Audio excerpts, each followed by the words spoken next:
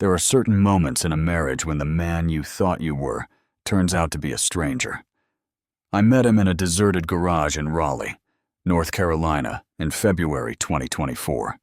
He was cold, confused, standing in motor oil and darkness, fists against a locked steel door, while the woman he had loved for 11 years stood on the other side of it listening.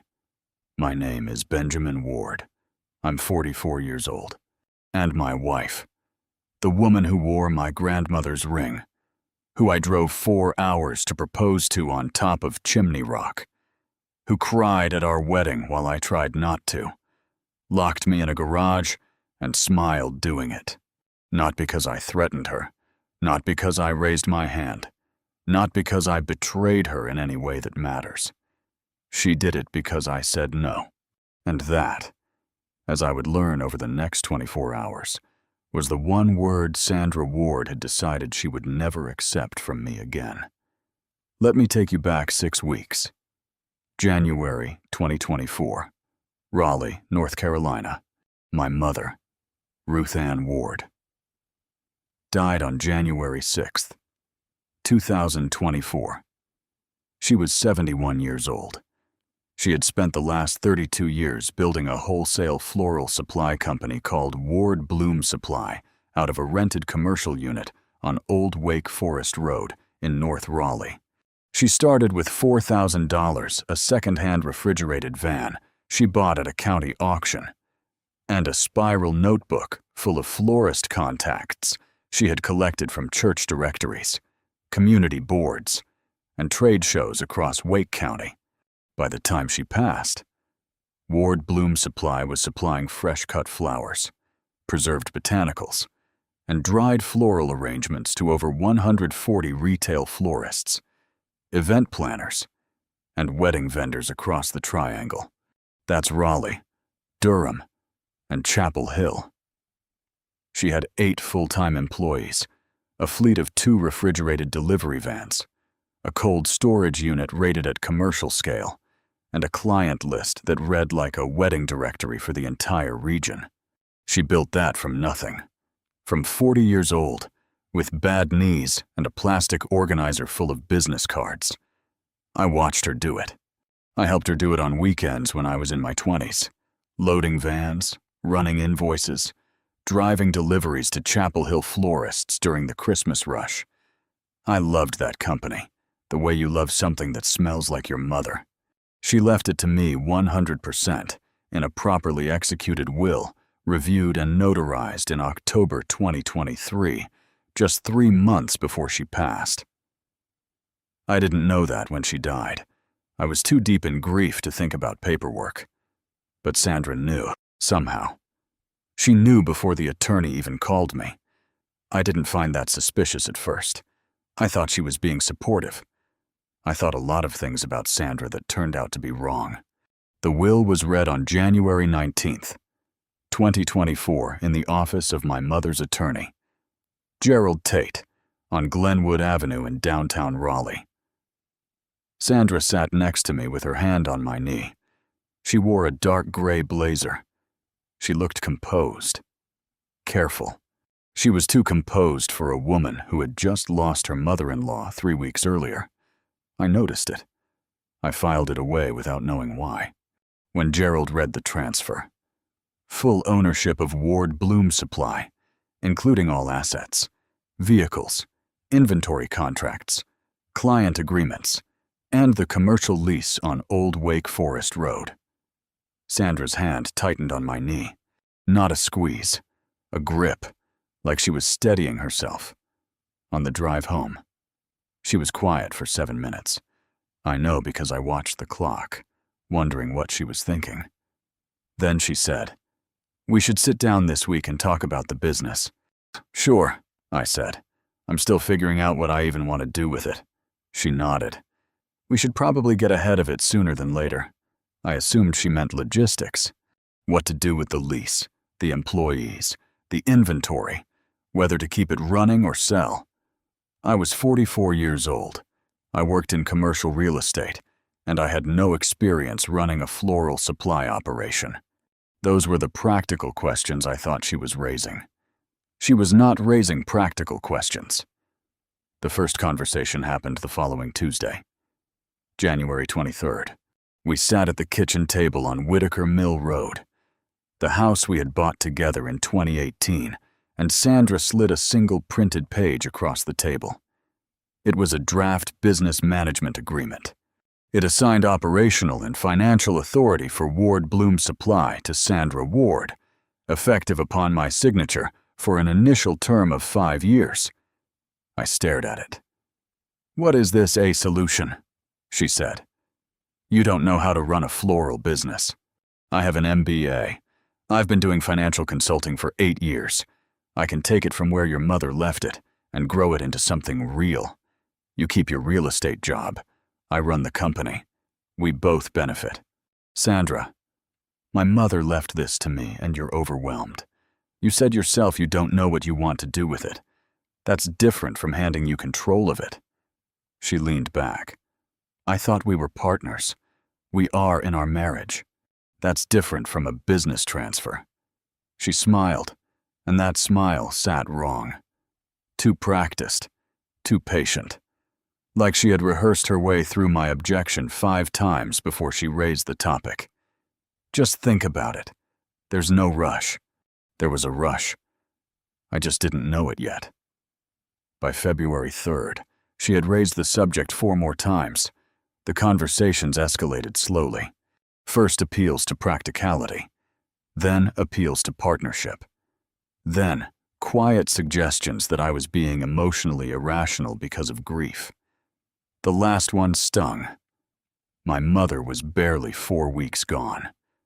Grief wasn't clouding my judgment. It was clarifying it. On February 7th, I went to Gerald Tate's office alone and asked 2 questions. 1.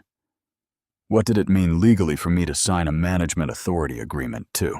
Had anyone else contacted his office about the estate since the will was read? The answer to the second question sat in my chest like a stone. Sandra had called Gerald's office on January 22nd. The day before, she showed me that management agreement. She had asked about the legal requirements to transfer business ownership from a sole heir to a spouse. Gerald had declined to discuss it without my presence and flagged the inquiry in the file. She had been moving the pieces before she even showed me the board. I didn't tell Sandra what I'd learned.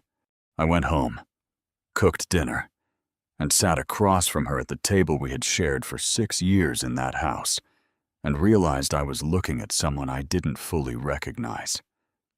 She wasn't grieving with me. She was planning around me. The next week was surface-level normal. She stopped bringing up the agreement. She was warm, present, almost apologetic in her energy, bringing me coffee in the mornings, asking how I was sleeping. I almost softened. That was the point. On the evening of February 14th, yes, Valentine's Day, she suggested we drive out to check on a property I've been managing in the Brentwood area of North Raleigh, near Durant Road. She said she'd found a florist out that way, who she wanted to pitch Ward Bloom as a supplier. She wanted to combine it into a quick drive. Said it might be nice to get out of the house. We stopped in a property I knew, a vacant commercial lot with a detached garage the previous tenant had used for equipment storage. The garage sat at the back of the lot behind a chain-link fence. I managed the listing. I had the access code. Sandra knew that. "Can you check the side door?" she said. "I want to see if the rear unit is worth including in the listing." I walked to the garage. I typed in the code. I pushed the door open. I stepped inside. The door slammed. I turned around. The lock engaged from outside. A padlock. Not the original keypad. A padlock that had not been there the last time I checked this property. She had brought it. She had planned this. I pressed against the door. "Sandra, open the door." Her voice came through the gap at the bottom. Calm as a Sunday morning. "We're just going to have a conversation." "Benjamin, open the door. As soon as you agree to sign the agreement." "I'll open the door," It's one signature. It doesn't even take away your ownership. It just gives me authority to operate it. You locked me in a garage. I gave you a quiet place to think. I checked my jacket pocket. My phone was gone. She had lifted it from my coat while I drove. I remembered now. Her hand on my arm, a reach across the console. My car keys were in the ignition. She had driven. I was alone in a metal garage in Raleigh, North Carolina in February, with no phone, no heat, no light source other than a thin strip of pale winter sky through a vent near the roofline. I want you to stay with me for a second, because this is the moment that separated everything. Before the garage. I was a grieving son who was frustrated with his wife. After the garage door locked, I was a man who finally understood exactly who he had married. She wasn't going to leave me in there forever. She was going to break me down just enough. That was the plan. Cold, darkness, time, and then I'd sign whatever she put in front of me. She underestimated 3 things: my patience, my stubbornness, and that old Ford F-150 sitting against the far wall of that garage. I gave myself 30 seconds to panic. 30. I counted them out, hands shaking, jaw clenched, heart slamming against my ribs. Then I stopped. Think. The garage was roughly 30 feet by 20. Concrete floor, metal walls, a workbench along one side with rusted tools and empty paint cans, a ceiling vent too high and too narrow to climb through. The original key padlock was on the inside of the door, but the exterior padlock she'd added had engaged a secondary hasp she must have installed in advance. I checked the original keypad anyway. Disabled. The wire had been cut and tucked back behind the panel. She had been in this garage before today. That detail worked through me slowly. She had scouted this location. She had bought a padlock. She had cut the wire on the interior panel. She had planned this for days, maybe longer, while asking me every morning how I was sleeping and making sure my coffee was hot. 11 years. We had been married 11 years. I checked the perimeter. A small vent near the floor, but screened and rusted shut. No secondary door.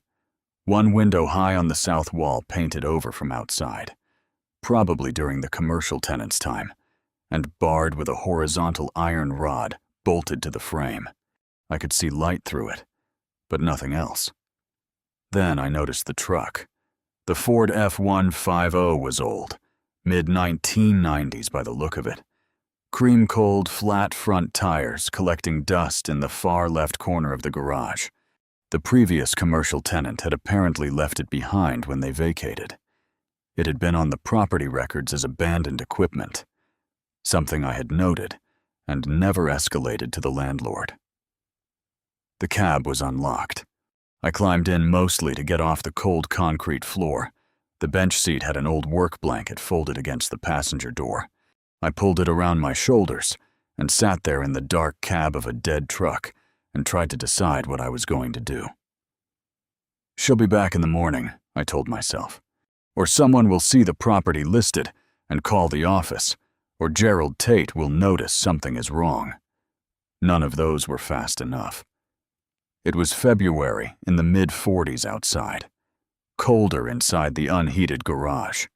I could already feel it settling into my joints the way cold does when there's nowhere for your body heat to go. I started the mental inventory. What did I know? The landlord checked the property maybe once a month. Nobody else had a key or a code except me and Sandra. Now, apparently, my real estate assistant, a man named Doug Patterson, would notice I hadn't checked in by morning. But his first assumption would be a dead phone. Not a locked garage. But there was one person. Her name was Michelle Tatum. She was my mother's operations manager at Ward Bloom Supply. 61 years old. 22 years with the company, and the single most practical human being I had ever known. After my mother passed, I had asked Rochelle to keep the business running on a month-to-month basis while I figured out next steps. She had my emergency contact information on file at the business because Mom had insisted on it. If Benjamin ever goes quiet. Call Rochelle was something my mother had said to me more than once. Rochelle also had a landline at the Ward Bloom office. Not a cell number. A landline. Old habit. My mother had kept it. If there was any way to reach someone from inside this garage, it had to be that landline. And that was when I looked down at the Ford center console and saw it. A CB radio mounted under the dash. Old. Dusty. Unplugged from the dashboard power. But with a detachable handset still clipped to its mount and a power cord coiled in the console. A commercial CB radio. This model. I recognized it as a Cobra 29 LTD, a standard long-range CB common on commercial work trucks, ran on 12-volt power from the vehicle. The truck had no engine power, but the battery might still hold enough charge to operate the radio.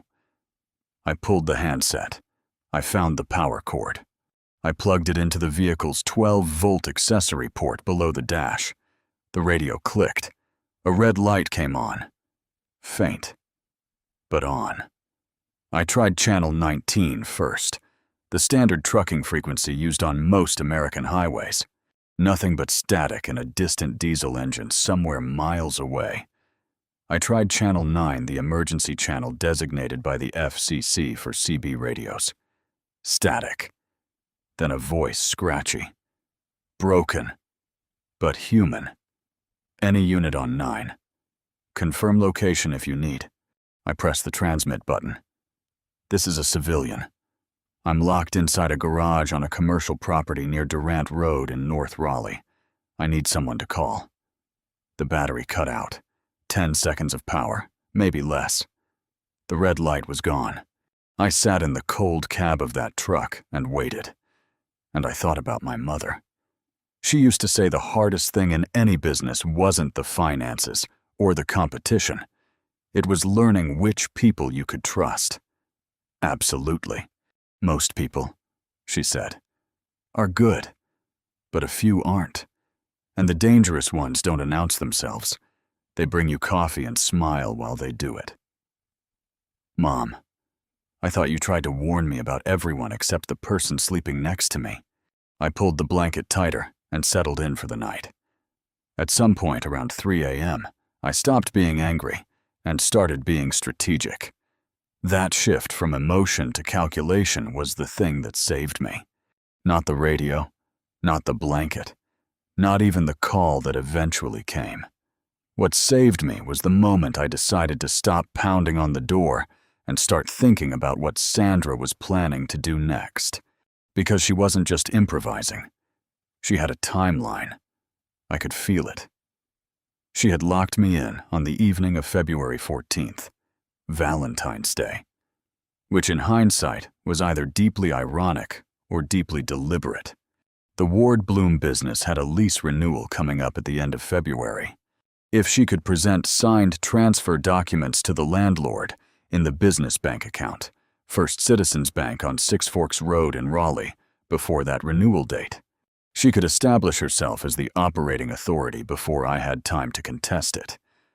The lease renewal paperwork required the signature of the controlling owner. That was me, or it would be her if I signed what. She needed my signature. Yes, but she also needed me cooperative enough to not immediately call Gerald Tate and report what had happened. That's why the garage wasn't a permanent trap. It was a pressure cooker. Get me cold, get me scared, get me weakened enough that signing felt like relief. She wanted me compliant, not dead. Understanding that kept me calm in a way nothing else could have. I wasn't in mortal danger. I was in a psychological negotiation, and I had just decided I wasn't going to lose it. I kept my body moving. I walked the perimeter of the garage every 20 minutes in the dark, counting steps. 20. 2 steps across the long wall. 14 across the short. I did shallow lunges against the workbench to keep my legs from stiffening. I talked out loud to myself, which sounds unhinged, but it kept my mind from spiraling. I narrated what I was going to do when the door opened. Not if. When. Around 5:30 a.m. I heard tires on gravel outside. I went still. A car door. Footsteps on the concrete outside the garage. Then Sandra's voice, closer than before. She had apparently slept in her car on the property all night or nearby. "Benjamin, are you ready to talk?" I walked to the door slowly, deliberately. Open the door. "Sandra, are you going to sign?" I kept my voice even. "Open the door and let's discuss it properly. I can't think straight in the cold." A pause. "Then I just need one signature. That's all. Then we go home. We have breakfast and we move forward. Sandra." I put my palm flat against the metal door. "I want you to think very carefully about what you've done. Not what you want. What you've done. There's a difference." Another pause. Longer this time. Then footsteps moving away. Back to the car. A door closing. She wasn't ready to open it yet. She thought I was softening. I was stalling. Because while I'd been walking the perimeter in the dark, I had made one discovery I hadn't fully processed until now. The workbench along the east wall had under a layer of grime and old shop rags a pegboard mounted to the wall. On the pegboard, amid rusted wrenches and empty hooks, was a single item, a square piece of paper folded in half and stuck behind a hanging socket wrench. It had been there long enough to yellow at the edges. It was a property lease notice from the original tenant with a phone number on it stamped 2019. 5 years old. Not useful. But behind it, wedged between the pegboard and the wall, was something that was a white plastic emergency whistle on a cord, the kind you put in a first aid kit. Standard issue. I had it in my hand by 6 a.m., standing on top of the workbench, pressing my face as close as I could to the wall vent near the roofline. The vent opened to the north side of the property, facing a service road that ran behind the commercial lots on Durant Road. At 6:45 a.m., I heard it. Tires and an engine. Something heavy. A delivery truck making early rounds on a commercial route. I blew that whistle as hard as I could for 30 seconds. The truck slowed. I heard it. The engine dropping from a moving tone to idle. I blew again. The truck stopped. Doors. A man's voice gruff, cautious. "Hello? Somebody there?" "In the garage!" I shouted, locked in. "Call 911, please. Call 911. His voice again, retreating slightly. He was on his phone. "Yeah, I'm on Durant Road. There's a man locked inside one of these commercial properties. Sounds like he's trapped." Sandra's footsteps came fast on the gravel after that. I heard her talking in a low, fast voice to someone on her phone, I think. Then more footsteps running. A car door. An engine starting. Tires spinning on gravel.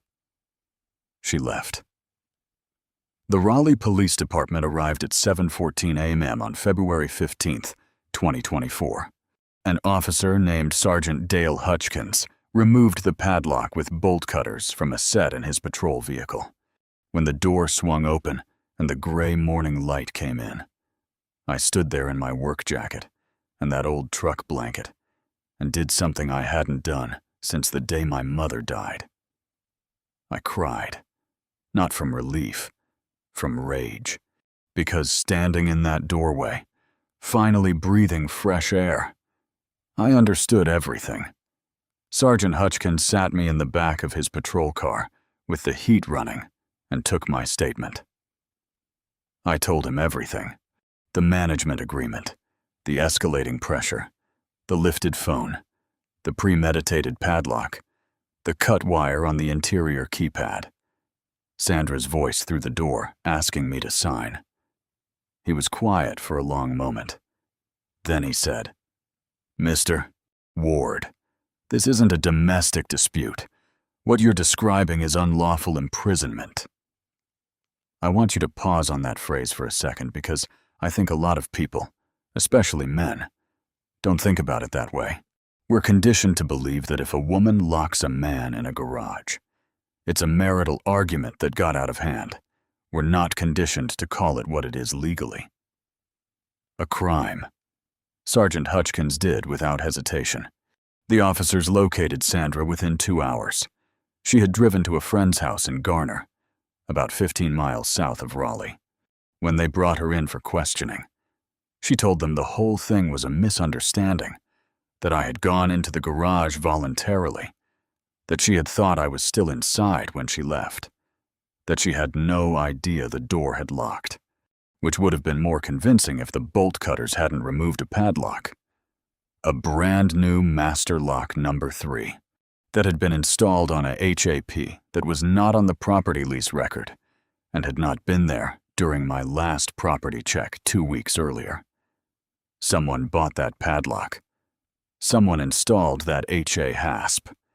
Someone disabled the interior keypad. Sandra was released pending investigation. She retained a criminal defense attorney by that afternoon. I spent the morning of February 15th at Wake Med North Hospital on Falls of Noose Road in Raleigh.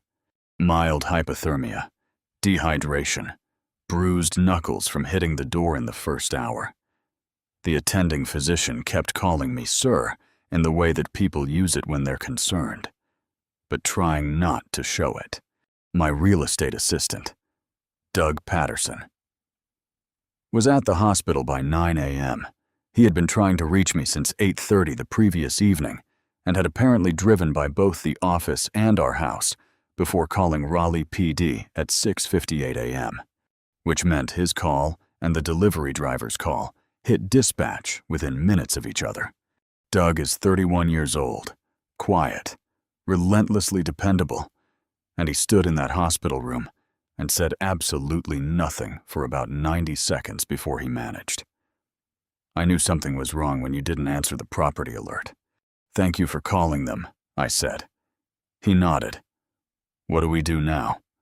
I thought about that. "Call Rel Tatum at Ward Bloom. Tell her to change all the locks and access codes today. Nobody goes in or out without her direct authorization." Doug had the phone to his ear before I finished the sentence. Rele answered on the second ring. When Doug handed me the phone and I heard her voice. Steady. No nonsense.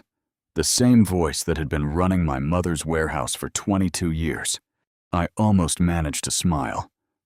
Benjamin. One word. Loaded with everything. "Hey."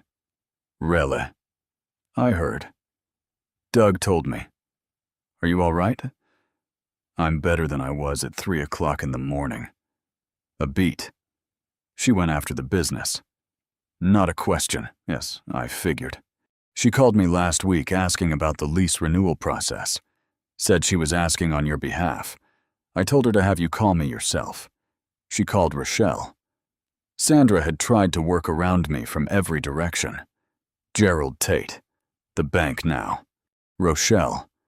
"Change the codes," I said. "All of them already done," Rochelle said. I changed them. The second Doug called 22 years. My mother had chosen her people carefully. She had left me good ones. Over the next 2 weeks, the picture that emerged was worse than I had imagined in that garage. Gerald Tate reviewed the estate file at my request and found that Sandra had also placed an inquiry with First Citizens Bank using my name, asking about the process for adding a co-signer with operational authority to a business account. The bank had flagged the call as incomplete and misfiled it. But it was there. She had also. Through a contact I couldn't immediately identify, sourced a real estate attorney in Durham who had drafted a full business transfer agreement. Not the 5-year management authority she had shown me at the kitchen table, but a complete permanent ownership transfer document dated January 28th. 2024, 8 days after my mother's will was read. The document was notarized and ready. It required only my signature. My name had already been typed in the right font in the right place, like they had already rehearsed me signing it. The Raleigh PD investigation, assisted by a digital forensics firm, traced her correspondence. She had been in contact with a real estate investor named Kevin Pewitt out of Durham. Not a florist, not a floral industry buyer, but a commercial property investor with a portfolio of small businesses in the Triangle. Pewitt had an interest in the Ward Bloom supply lease and client book. He had apparently approached Sandra about a possible acquisition sometime in December 2023, before my mother died. Before she died. Some betrayals don't start after the funeral. They start while you're still sitting in hospital waiting rooms. I'm going to let that sit for a moment because I think it's important. Sandra hadn't become opportunistic when she learned about the inheritance. She had been planning with Pewitt while my mother was still alive, banking on an outcome she had decided was inevitable. She hadn't been grieving with me. She had been managing a timeline. The morning of February 29th, 2024, a leap year. As it happened, I walked into Gerald Tate's office on Glenwood Avenue and spent 2 hours going through what the investigation had produced. Gerald is a measured man. He uses words like concerning and noteworthy when other attorneys would use words I can't say on this channel. But that morning, he looked at the timeline we had assembled and said plainly, "Benjamin, your wife attempted to steal your inheritance. And when that failed, she committed a felony. I know you need a family law attorney in addition to Gerald, and possibly a separate civil attorney for the business claims. I know that, too." He paused. "How are you doing outside of this?" I thought about that for a second. About the garage. About the blanket. About my mother saying a few people aren't good, and the dangerous ones don't announce themselves. I'm clear. I said that's the best I can offer right now. I retained a family law attorney named Patricia Owe, who practiced out of an office on Hillsborough Street in Raleigh. She was 52 direct, and had the kind of calm that made you feel like she had handled worse things than your situation before 9 a.m., and would handle several more before lunch. She reviewed the criminal investigation, the draft transfer documents, the bank inquiry, and the Kevin Pewitt correspondence, and she looked at me and said, "Do you want to try to save the marriage?" "No." She nodded once, like she had expected that answer. "Then, let's make sure you're protected." On March 4th, 2024, Sandra Ward was formally charged with unlawful imprisonment, criminal conspiracy to commit fraud, and fraudulent impersonation, the last charge stemming from her call to First Citizens Bank, using my name to inquire about the account. Her attorney attempted to negotiate the unlawful imprisonment charge down to misdemeanor false imprisonment, arguing that Sandra had not intended me to be in danger and had not anticipated the temperature or duration of the confinement. The prosecutor declined the premeditated padlock, the disabled keypad, the prepared transfer documents. These were not the actions of a woman who panicked. They were the actions of a woman who planned. I want to talk about something here that doesn't get discussed enough in stories like this one. The experience of being a man who was victimized by a woman in a domestic context, in a way that involved physical restraint and coercion, and then navigating the legal and social systems that were built mostly without that scenario in mind. I was lucky Sergeant Hutchkins treated it like what it was from the first minute. The prosecutor did her job. Without equivocation, Gerald Tate and Patricia Owe were thorough and professional. The forensics team found what they needed to find. But I talked to other men in the weeks that followed through the support community my attorney connected me with, who had experienced something similar and been told it was a domestic argument, or been laughed at, or been dismissed because the physical dynamics didn't fit the expected picture. The assumption that men can't be trapped, coerced, or victimized by a spouse is not just wrong, it is dangerous. It leaves real people without the legal protection they are owed. Coercion does not require physical strength. It requires power. And power in a marriage can come from many places. Financial control, social isolation, psychological manipulation, or in my case, a premeditated plan and a padlock bought at a hardware store. The case taught me that. And I believe it's worth saying out loud, Kevin Puig's involvement became the civil matter. Patricia Owe and Gerald Tate, working together, filed a civil action in Wake County Superior Court against both Sandra Ward and Kevin Puig for conspiracy to defraud, intentional interference with inheritance, and unjust enrichment. The draft transfer document Puig's attorney had prepared, dated January 28th, while my mother had been dead for only 3 weeks, became the centerpiece of the claim. Puig's legal team argued he had done nothing improper, that he had simply responded to a business inquiry from Sandra as a potential seller. The flaw in that argument was the date. My mother's will wasn't even filed with the court until January 25th. Puig's transfer document was dated January 28th. He had moved within days of the estate, becoming a matter of public record, which meant someone had been watching for that filing, that someone was Sandra and Puig had been waiting for the call. Puig settled the civil claim in May 2024, agreeing to pay a sum I won't disclose, but which was meaningful and to a permanent non-disparagement and non-solicitation agreement prohibiting him from approaching any Ward Bloom Supply client, employee, or vendor for commercial purposes.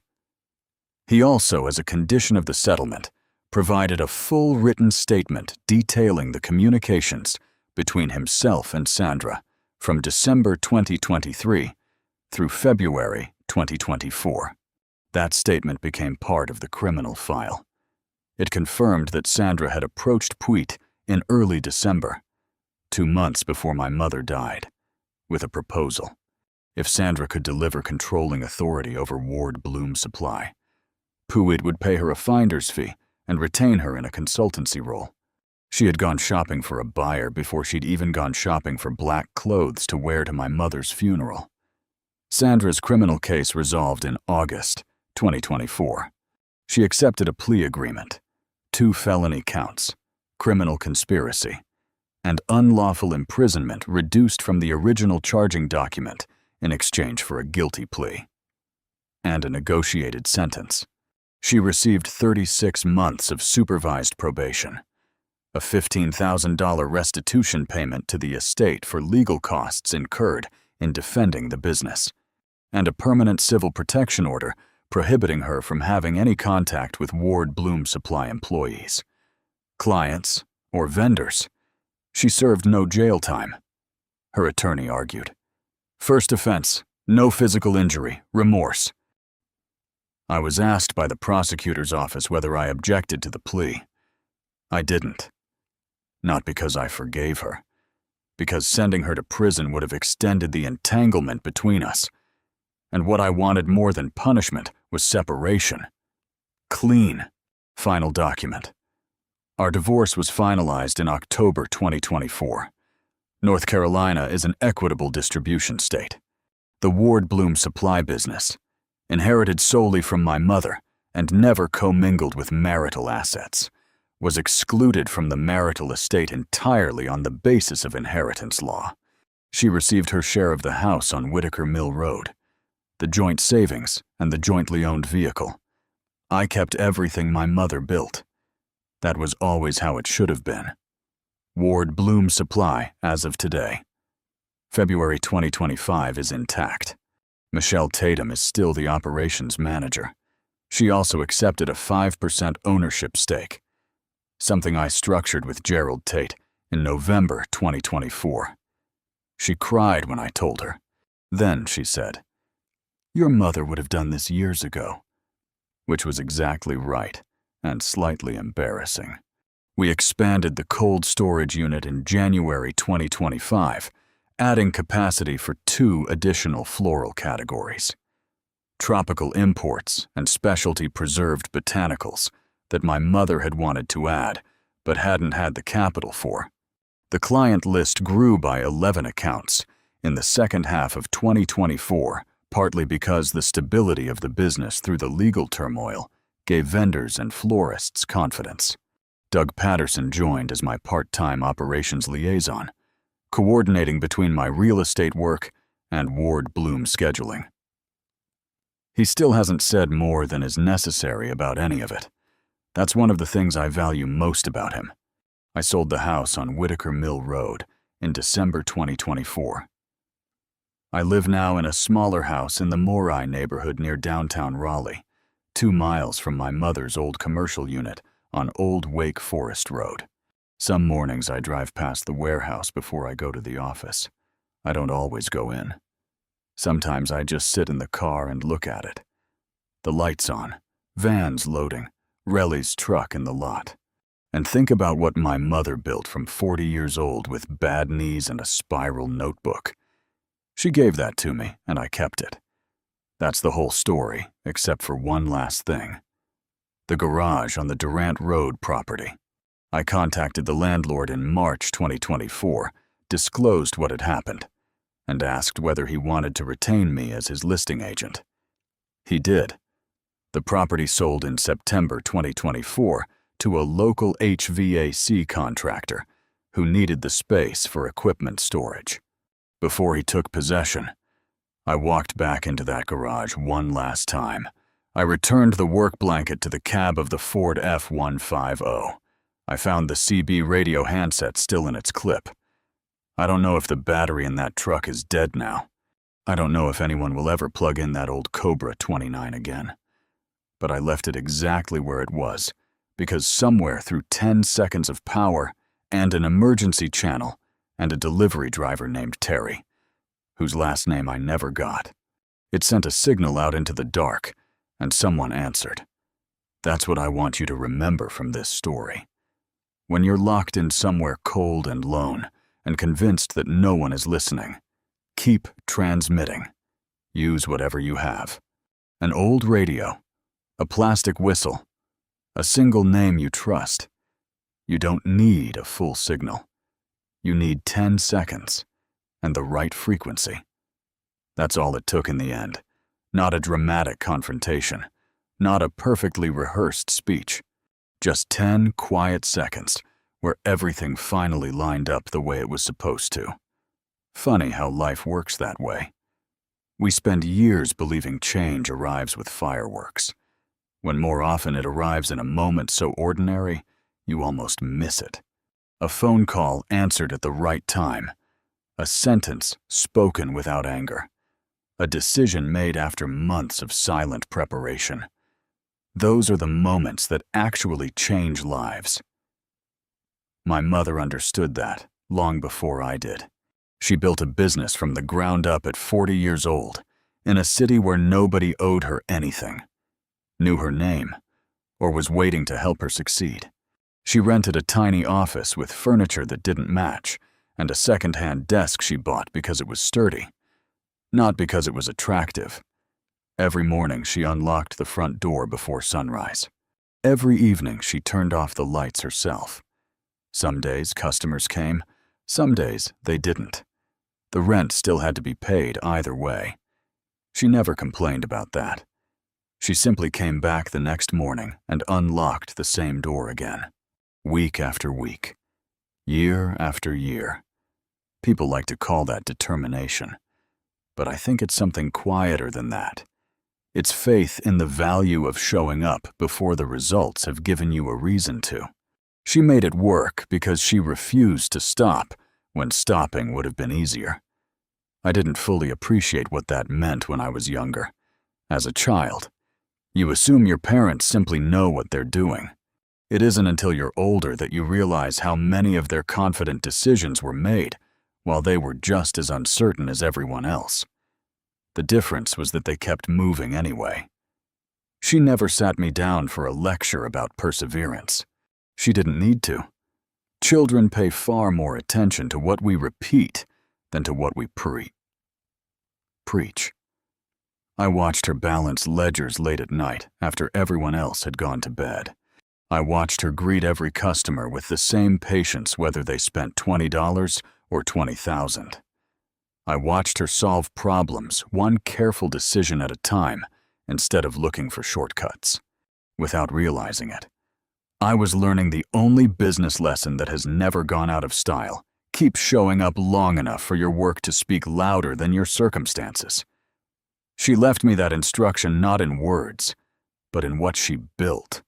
Long after the office changed locations, long after the company grew beyond anything either of us imagined, that lesson remained exactly the same. Buildings age, markets change, technology evolves. Character travels well through every generation. So when Sandra tried to take everything we'd spent decades building, I didn't panic. I remembered my mother unlocking that office door before sunrise.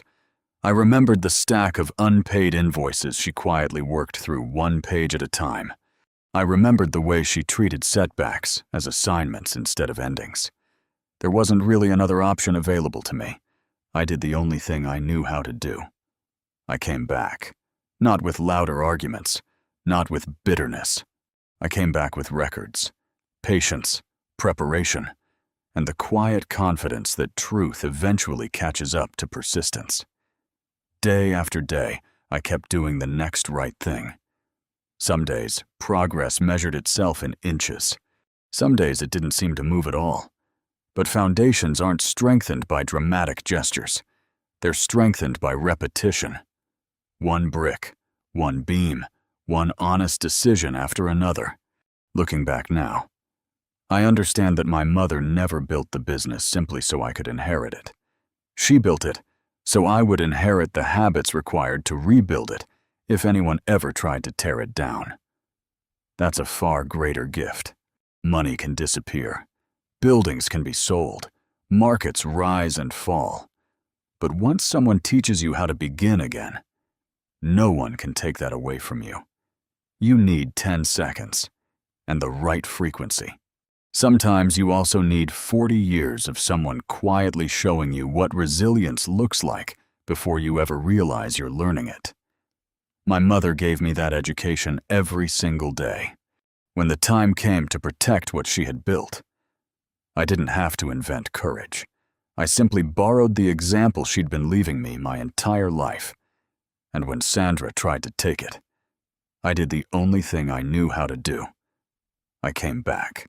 If you liked this story, join our community by hitting that like button and subscribing for more family-centered accounts like this.